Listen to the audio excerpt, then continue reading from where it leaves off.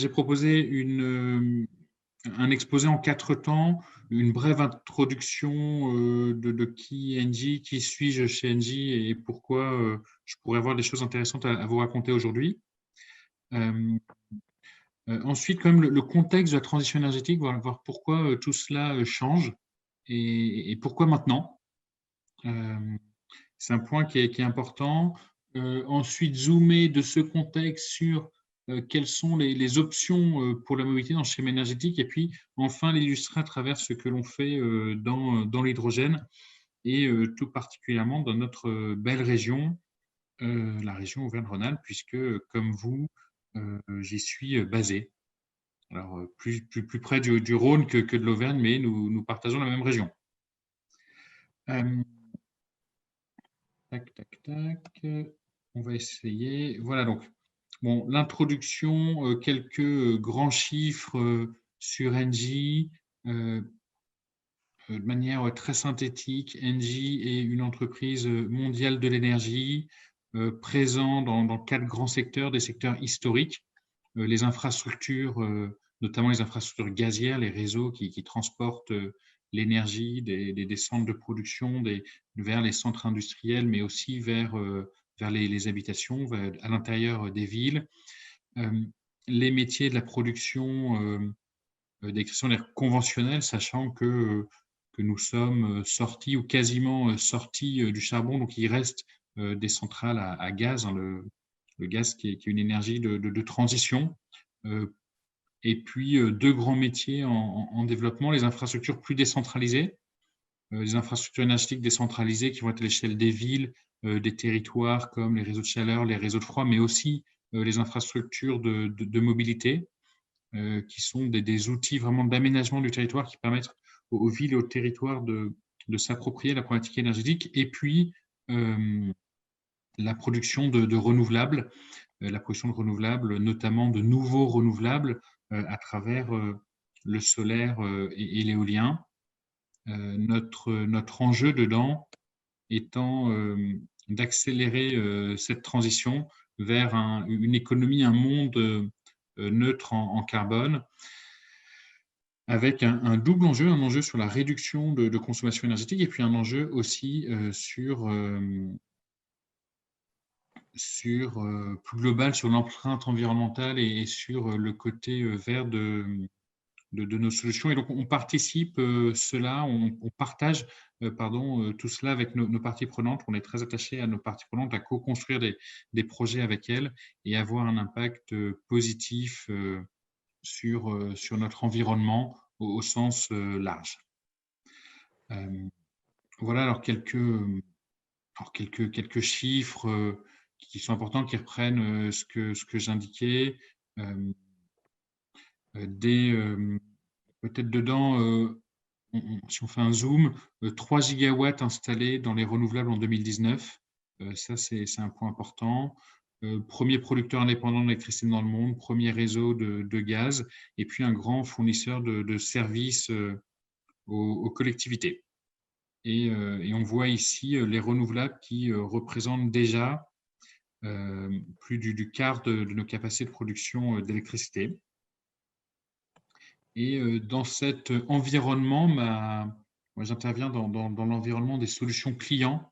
Donc les solutions clients, ce sont toutes les personnes qui œuvrent au plus près des usages de l'énergie pour en améliorer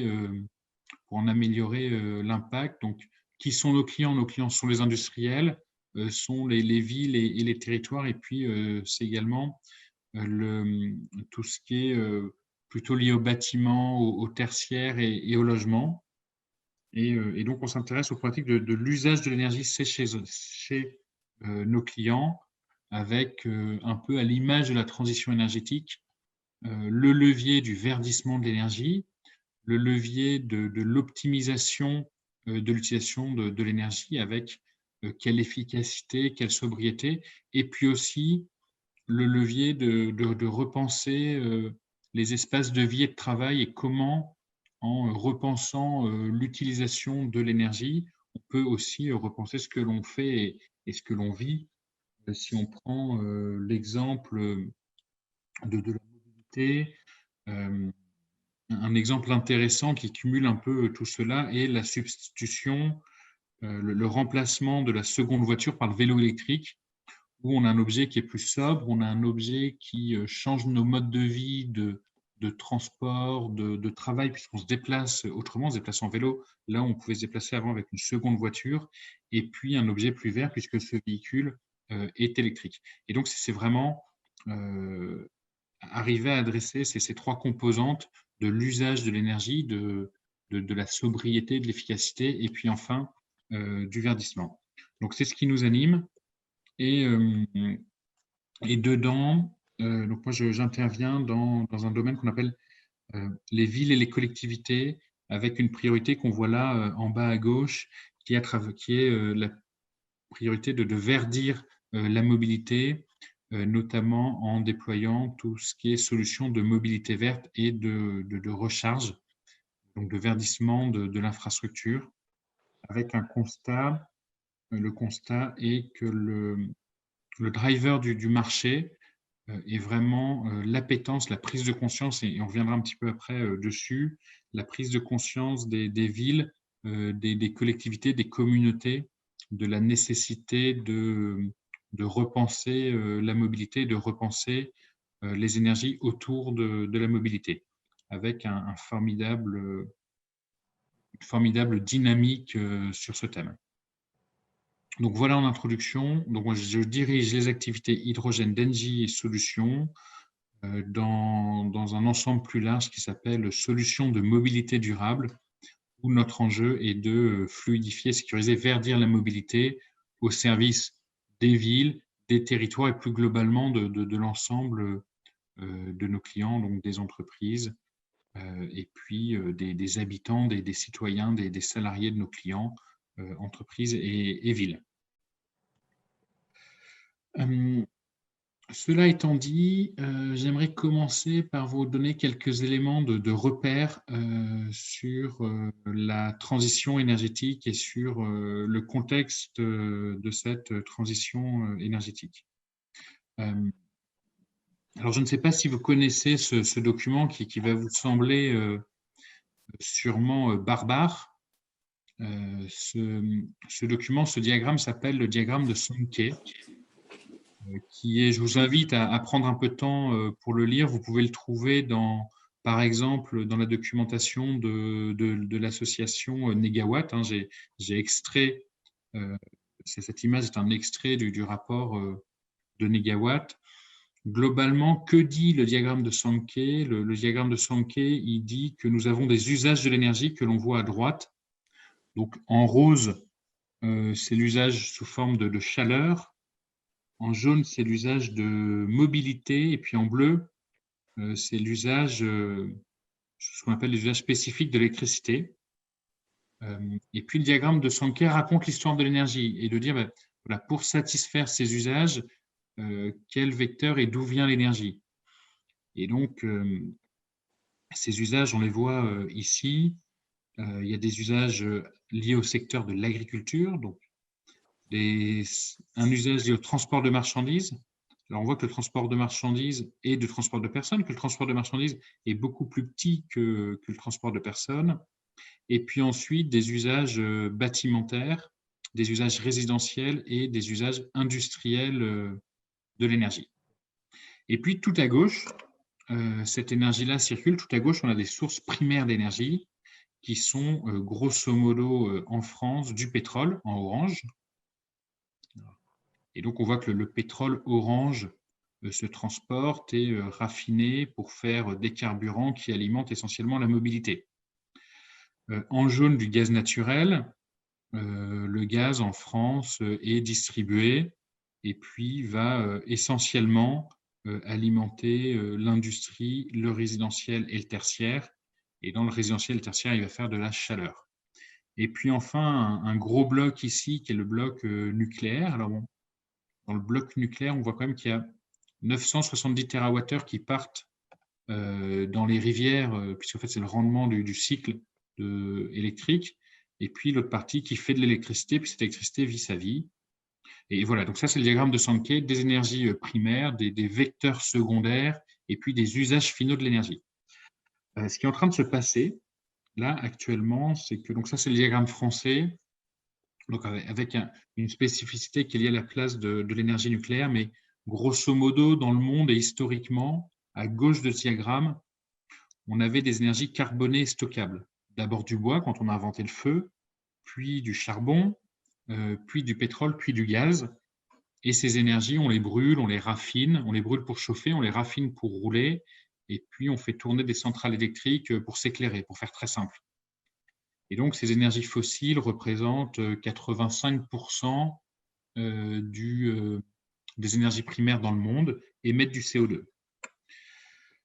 Contexte historique, on a décidé, nous avons pris collectivement la décision de sortir du carbone, et j'illustrerai pourquoi on l'a prise et pourquoi c'est une vraie décision qui est prise, quand bien même on pourrait en douter. On a essayé de sortir du carbone, et l'énergie qui va remplacer ces énergies carbonées est une énergie qui est renouvelable et électrique. Et donc, dans ce diagramme où historiquement on brûlait du gaz, du pétrole, du charbon et du bois, demain on aura à gauche, pour faire très schématique et très simple, des éoliennes et des panneaux solaires qui vont faire de l'électricité. Donc, tout le schéma est bousculé, puisque l'énergie primaire qui était carbonée, stockable, devient non carbonée, même renouvelable et non stockable. Et donc, il faut repenser un système énergétique qui est capable d'adresser tous les usages. Alors, il y a un certain nombre d'usages où ça va bien le faire. Aujourd'hui, on prenait du pétrole pour faire de l'électricité, pour allumer son ampoule. Demain, on pourra allumer son ampoule à partir d'électricité, puisque l'énergie primaire sera électrique. On va pouvoir faire plein de choses, et certains usages ne pourront pas être adressés. Et donc, la question, et c'est là où l'hydrogène prend toute sa place, l'hydrogène, c'est le truc qu'on va pouvoir produire à partir d'électricité pour adresser des usages de l'énergie que l'électricité renouvelable ne sait pas adresser. Si je vous donne quelques exemples concrets, je repars en haut, chaleur, industrie. Par exemple, l'industrie des matériaux utilise beaucoup de flammes. On ne peut pas faire de flammes à partir de courant électrique. Et donc, on pourra par contre utiliser l'hydrogène pour continuer à avoir des fours verriers, par exemple, tout simplement pour faire du verre. Dans la mobilité, on peut faire des véhicules électriques à batterie, on peut embarquer de l'énergie dans un véhicule avec de la batterie. Par contre, la batterie ne permet pas de faire rouler un camion, un autobus pendant plusieurs centaines de kilomètres, pendant un millier de kilomètres. Ne permet pas de faire rouler un taxi 8 heures, voire plus en continu dans une journée, ne permet pas un certain nombre de choses. Et donc, l'hydrogène va permettre, dans la mobilité, d'embarquer plus d'énergie dans le véhicule et d'aller plus loin. Et puis, l'hydrogène permet également, cette énergie renouvelable, elle ne sera pas forcément produite quand on le souhaite. Les panneaux solaires fonctionnent le jour et l'été dans nos pays. On a quand même besoin d'énergie l'hiver. Les éoliennes fonctionnent quand il y a du vent.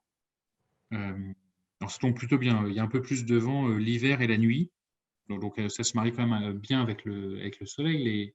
Les choses sont bien faites. Mais l'hydrogène va permettre, quand il est produit à partir de cette électricité renouvelable, de transporter l'énergie sur des grandes distances, donc dans des tuyaux de gaz. On imagine demain des grands champs renouvelables en mer du Nord, dans la Baltique, dans la péninsule ibérique, en Afrique du Nord, et puis des tuyaux de gaz qui transporteraient un hydrogène renouvelable dans toute l'Europe. Et puis cet hydrogène, on pourrait le stocker aussi dans des sous terre, comme on stocke actuellement du gaz, et puis par exemple faire de l'hydrogène solaire l'été et le déstocker l'hiver. Donc c'est vraiment vu comme étant une pièce manquante qui permet d'aller d'un système énergétique où l'énergie primaire est carbonée stockable, un système énergétique où l'énergie primaire est renouvelable, électrique non stockable. Et le consensus mondial à date est de dire que dans cette grande toutouille, l'hydrogène permettra d'adresser 20% des usages. Ça semble beaucoup, et en même temps, c'est pas beaucoup. En France, aujourd'hui, vous avez un tiers de pétrole, un tiers de gaz et un tiers d'électricité renouvelable au niveau de ce qu'on appelle ici les vecteurs primaires. Donc finalement, demain, l'hydrogène serait un vecteur qui ferait 20%. Donc, ça fait une croissance colossale, mais à l'échelle du système énergétique, c'est moyennement ambitieux, c'est relativement modeste, mais ça permet vraiment de passer dans un système tout renouvelable. Je suis un peu bavard sur ce thème. Pour vous convaincre, quelques infos. Volvo Trucks, qui fabrique des camions, est en train de fermer son bureau d'études de conception de moteurs à combustion interne, de moteurs à explosion. C'est-à-dire que Volvo a pris la décision de ne plus concevoir de moteurs à combustion et pense que les prochaines générations de camions seront électriques à hydrogène et peut-être en ville électrique à batterie. Donc, pour moi, c'est un message important, c'est de dire la bascule est faite. De la même manière, le baril, si vous doutez de l'intérêt de l'électricité renouvelable, si vous exprimez l'électricité renouvelable en baril, en dollars par baril d'énergie, un baril d'électricité renouvelable vaut dans la péninsule arabique, vaut dans la péninsule ibérique, au Chili, au Mexique, de l'ordre de 25 $. 25 $ du baril, c'est pas cher, c'est moins cher que le pétrole sur le marché. En France, en Europe continentale, on est de l'ordre de 80, en fonction des projets, on va dire de 75 à 100 $ du baril. Quand le baril de pétrole valait 150 $, la Terre continue à tourner et le monde se portait pas si mal que cela. Donc en fait, c'est pas un rêve, l'énergie renouvelable, elle est là, elle existe, elle est accessible, elle est bon marché et la bascule est en train de se faire. Et dans ce schéma, l'hydrogène est ce qui va permettre d'adresser les usages de l'énergie que l'électricité ne s'est pas adressée. Et puis, j'ai oublié cette partie verte parce qu'elle est aussi importante. On en avait parlé en préparant la conférence. Il y a toute la partie de la biomasse. Et donc, il y a aussi un enjeu lié dans les énergies renouvelables. Il y a aussi l'enjeu de la biomasse. Et on pense que la biomasse servira à faire des carburants liquides, par exemple, pour l'aviation sur le long courrier, à faire du gaz pour les usages du gaz qu'on ne saurait pas adresser autrement, et pourrait aussi servir à faire des matériaux. Donc, dans ce schéma-là, il restera quand même une partie de biomasse à côté de l'électricité. Et donc, effectivement, ce que j'exprimais, notre ambition est d'aller à fond dans cette transition zéro carbone et d'utiliser pour cela les vertus de toutes les énergies, de l'électricité renouvelable, des gaz renouvelables et, on l'indiquait en introduction, de l'hydrogène, qui est un peu un truc magique, parce qu'en mettant de l'électricité dans l'eau, vous faites de l'hydrogène, et en mettant cet hydrogène dans une pile à combustible, vous refaites de l'électricité, et donc ça ouvre énormément de perspectives. C'est un gaz qui est vu comme étant à la fois de l'électricité sous forme gazeuse et comme un gaz qui est un gaz électrique, et donc qui permet tant dans la mobilité que dans le transport de l'énergie à travers les réseaux de gaz, de rendre beaucoup de services au système énergétique. Et donc, on imagine traduit, on imagine demain des boucles comme celle-là. On pourrait produire massivement de l'hydrogène dans des zones où l'électricité renouvelable est abondante et bon marché. On pourrait, à travers des électrolyseurs, donc c'est les usines qui l'hydrogène à partir d'électricité, le produire, s'en servir pour faire de la mobilité, potentiellement aussi se servir de la chaleur des électrolyseurs pour chauffer des villes, et puis le transporter dans des zones où il y a moins d'énergie renouvelable pour transporter cette énergie. Et donc, on est là dans le cercle, et là, on rentre dans la dynamique actuelle, dans la dynamique des plans de relance, dans la dynamique du Green Deal européen, dans la dynamique de la Hydrogen Council à l'échelle mondiale, qui est de dire, on est dans un cercle vertueux. Plus on fait de renouvelables, plus on pourra faire de l'hydrogène renouvelable, et plus on fera de l'hydrogène renouvelable, plus on aura d'usage de l'hydrogène, et plus on pourra faire de l'électricité renouvelable pour tout cela. Et inversement, plus on va développer d'usage d'hydrogène renouvelable, plus on en utilisera et plus on produira d'électricité renouvelable. Et donc tout ça est extrêmement vertueux et il nous permet en ce moment d'imaginer de construire un monde plus harmonieux et un monde dans lequel on pourrait aller vers une énergie primaire intégralement renouvelable. Voilà les grandes lignes du contexte qui nous emmènent assez loin. Et puis alors maintenant, on va aller sur des sujets un peu plus terre à terre qui se passent en ce moment, puisque la trajectoire de cette transition énergétique est à l'horizon 2050, la trajectoire de la mobilité, elle est à l'horizon 2021. Qu'est-ce qui se passe en 2021 ? Il se passe que 30% des émissions de gaz à effet de serre sont liées au transport, que c'est 2/3 des NOx et que c'est de l'ordre de 15 à 20% des particules, et qu'on pense que cette pollution est responsable de 48 000 morts par an. Si on est un peu cynique, c'est un Covid par an. Excusez-moi pour la comparaison, mais c'est cela. Et on a décidé d'agir. On a décidé d'agir à travers des objectifs ambitieux, l'accord de Paris, la loi pour la transition énergétique et la croissance verte, mais aussi à travers un durcissement de la régulation. Le voter qui inscrit, c'est pareil, là le coup est parti, on le sent pas forcément, mais c'est parti. C'est la mise en place des zones à faible émission, c'est-à-dire qu'il faudra des véhicules propres pour entrer en ville et des véhicules de plus en plus propres. C'est une part minimale de véhicules à faible émission dans le renouvellement des flottes. C'est-à-dire que les collectivités locales, quand elles achètent par exemple des bus, des bennes à ordures, doivent avoir un minimum de véhicules propres. Mais ça va s'appliquer aussi aux entreprises, aux logisticiens. Et puis enfin, l'interdiction de commercialiser des véhicules thermiques après 2040. Ça paraît loin, mais en fait, on est en 2021, donc 2040, c'est comme 2002. Bon, alors vous êtes sûrement né en 2002, donc ce que je vous dis doit vous faire rigoler, puisque certains d'entre vous, mais regardez si autour de vous, il n'y a pas quelques voitures qui ont plus de 20 ans qui circulent. Et ces voitures ont encore 4 roues, un volant et roulent toujours. Ce qui veut dire qu'à l'échelle de l'industrie automobile, 20 ans, ce n'est pas si loin que cela.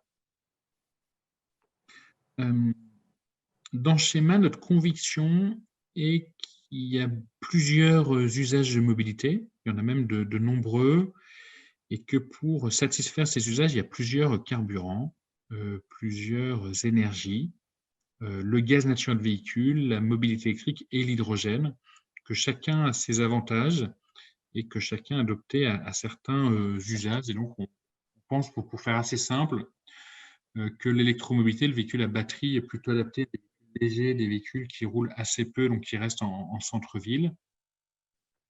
Et on représentait, je crois, en 2020, 16% des ventes, donc qui était supérieur aux attentes, donc un véritable point d'inflexion sur l'électromobilité, un cap est passé.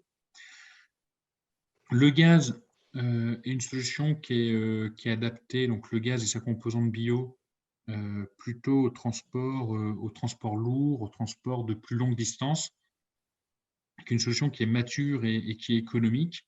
Et puis enfin, l'hydrogène viendra compléter l'électromobilité sur ces transports lourds en parallèle du gaz. Et d'ailleurs, les deux sont des gaz. On parle de temps en temps de gaz vert ou de gaz renouvelable.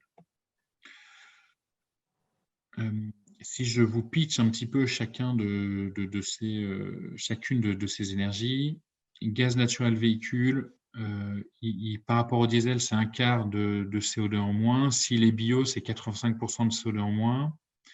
Pas de particules fines, moins de bruit. Une solution qui est d'ores et déjà économique par rapport au diesel, mais qui par contre émet encore un peu de NOx et de polluants locaux et un peu de CO2 local.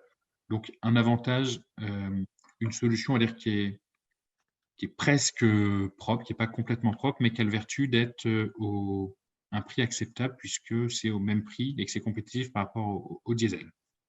Et ce gaz-là, on peut le retrouver sous forme liquide, c'est ce qu'on appelle le gaz naturel liquéfié, ou sous forme gazeuse.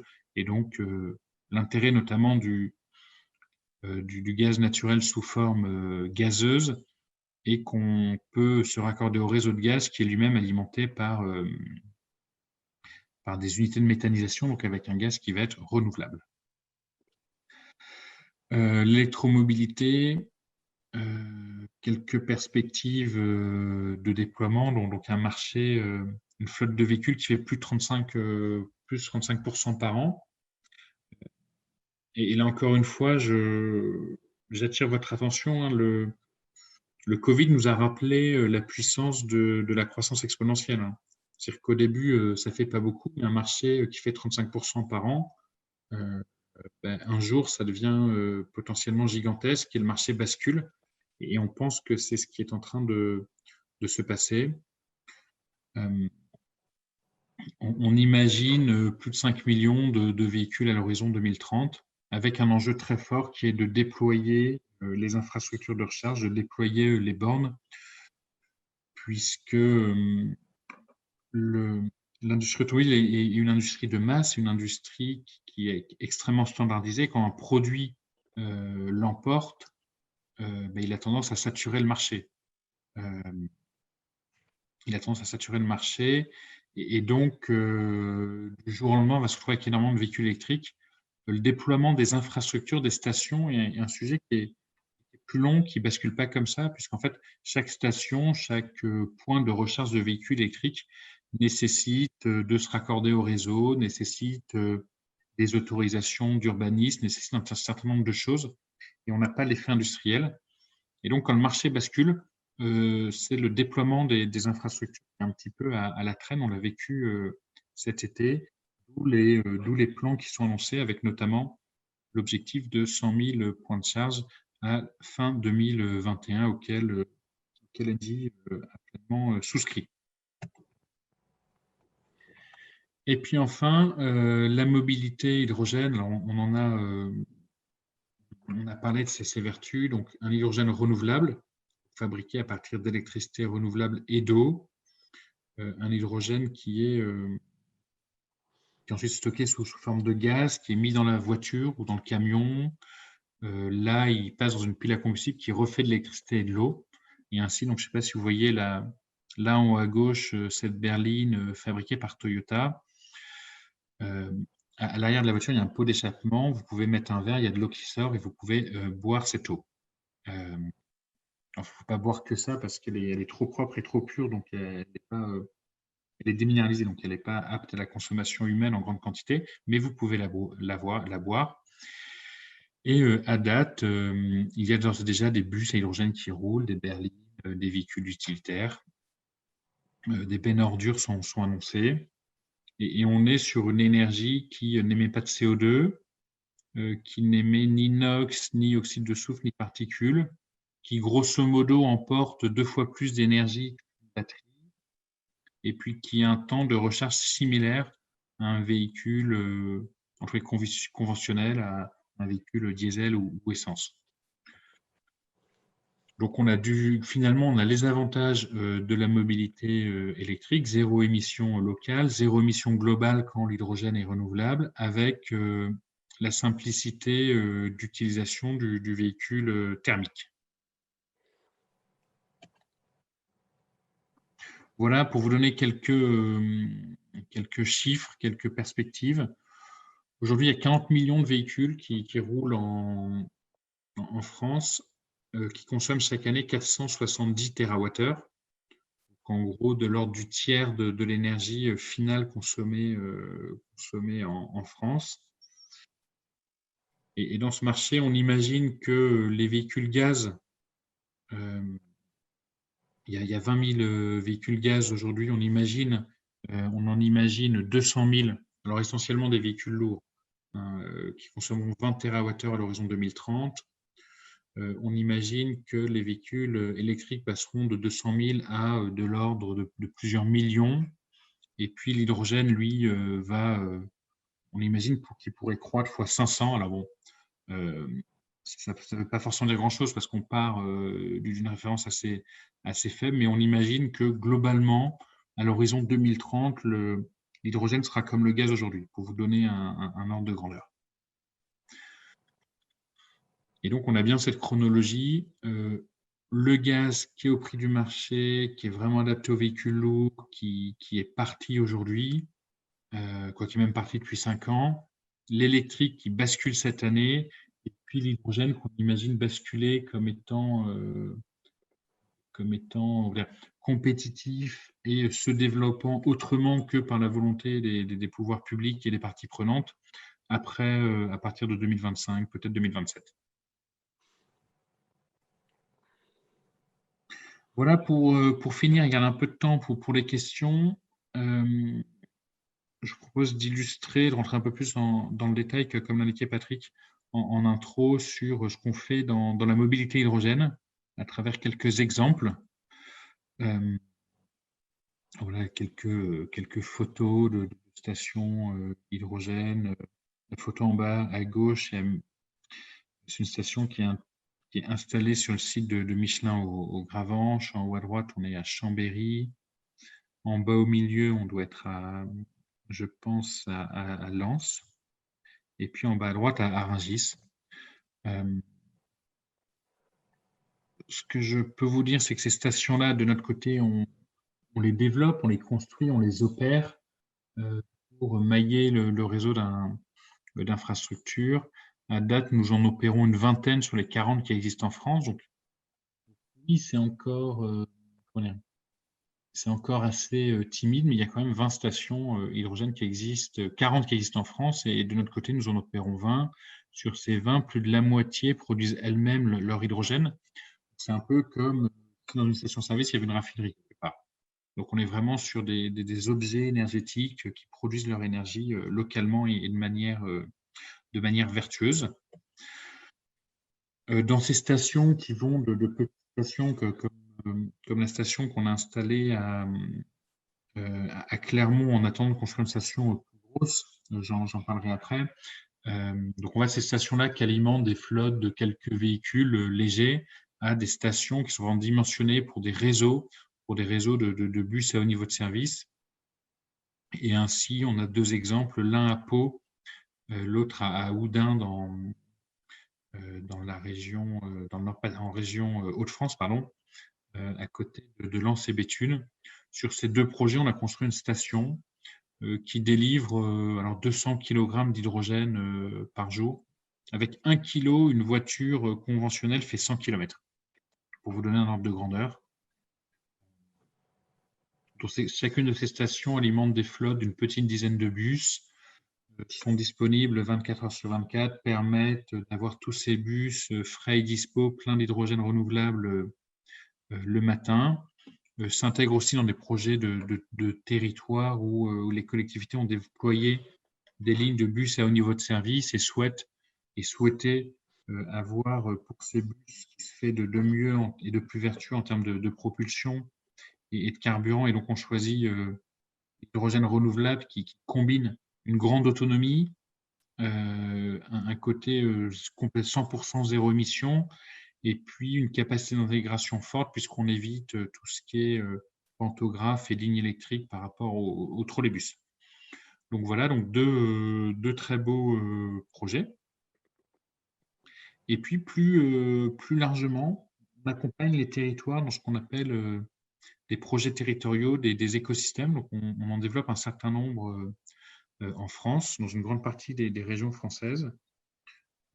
L'idée de l'écosystème est illustrée à gauche et de dire en fait qu'une unité de production d'hydrogène, c'est un actif local, c'est un outil énergétique local qui peut alimenter différents usages, qui peut alimenter une industrie qui consomme cet hydrogène.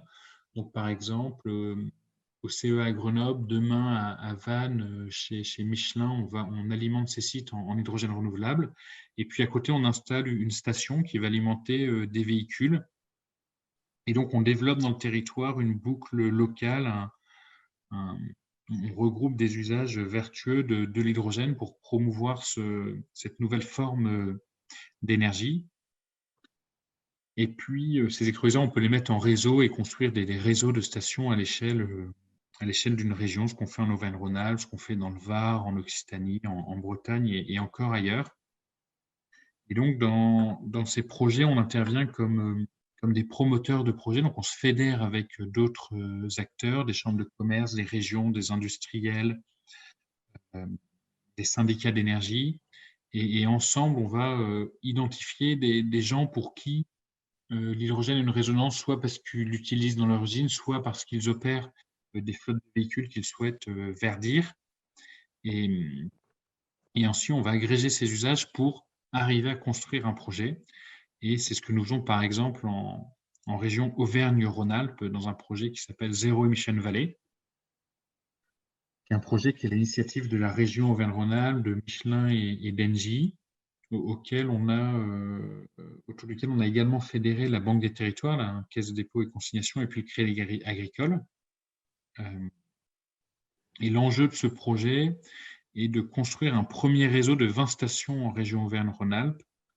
L'enjeu de ce réseau est d'offrir une couverture régionale, de permettre la mobilité hydrogène sur l'ensemble de la région et notamment les grands axes de transport. Donc d'avoir cette continuité de service, d'avoir un prix identique sur ces 20 stations et ainsi permettre le déploiement en parallèle d'une flotte de 1000 véhicules légers et de 200 véhicules lourds à l'horizon 2023. C'est très ambitieux, ça peut sembler dérisoire, mais c'est très ambitieux. Il y a actuellement 600 véhicules en France, donc en déployer 1000 rien qu'en Auvergne-Rhône-Alpes à l'horizon 2023, c'est une forte accélération. Et compte tenu des annonces récentes, on espère et on pense que ce sera même plus. Et donc, ces stations produiront elles-mêmes leur hydrogène à partir d'électricité renouvelable et à partir d'électrolyseurs. On envisage notamment d'en installer un à Clermont-Ferrand, justement au Gravenche, où il y a déjà eu une station qu'on voit là à droite installée. Pour être complet, notre première station fonctionne et est installée à Chambéry. Et ce projet est aussi bénéfique à l'industrie et à l'industrie régionale, puisque les véhicules hydrogène fonctionnent avec des piles à combustible Symbio, produites dans un consortium, dans une joint venture entre Michelin et Faurecia, dans des usines basées dans la région. Les stations hydrogène, les électrolyseurs vont être alimentés, fournis par des industriels de la région. Donc on est vraiment dans un projet collaboratif, collectif, qui répond à la fois à une problématique environnementale, une problématique de transport, de verdissement des transports, et puis à une problématique de développement économique, d'innovation, en accélérant la constitution d'une filière hydrogène, d'une industrie hydrogène régionale, française, européenne.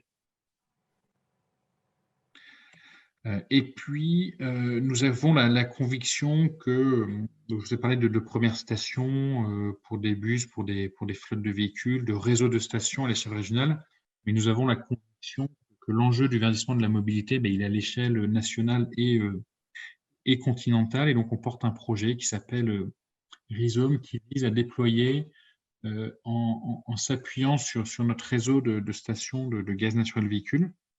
On a déjà une centaine de stations gaz en France, on en construit 20 par an. Et donc, on pense et on s'engage dans un projet qui consisterait à adosser à nos stations gaz, mettre de l'hydrogène dedans pour, le long des grands axes routiers français et européens, pour permettre la mobilité hydrogène à l'échelle du pays et du continent. Et donc, ce projet, on l'appelle Rhizome, c'est une feuille de route à l'horizon 2030 de ce que pourrait être un déploiement d'un réseau hydrogène, d'un réseau de stations hydrogène pour Engie. Alors, quelques chiffres clés, on parle quand même de trucs de l'ordre du milliard d'investissements, de l'ordre de 10 000 emplois directs, indirects créés par ce type de projet, donc voilà, de plus de 5 000 camions. Voilà un peu quelques chiffres clés que je pouvais partager avec vous. Donc, en synthèse, un engagement fort pour verdir l'énergie, pour verdir les usages de l'énergie, notamment dans la mobilité, un paysage énergétique qui se bouleverse puisqu'on passe d'une énergie primaire carbonée et stockable à une énergie renouvelable non stockable qui nécessite d'autres solutions. Donc l'hydrogène dans ce schéma est à peu près 20% de la solution. La biomasse et le biogaz sont aussi part de cette solution dans le renouvelable. Des solutions qui existent pour faire de la mobilité, des solutions qui existent nature, gaz, qui, ça y est, sont passées à la maturité, la mobilité électrique. On annonce 100 nouveaux modèles de véhicules électriques en 2021. J'ai vu passer une news aujourd'hui indiquant que Tesla allait mettre sur le marché un véhicule électrique à moins de 20 000 €.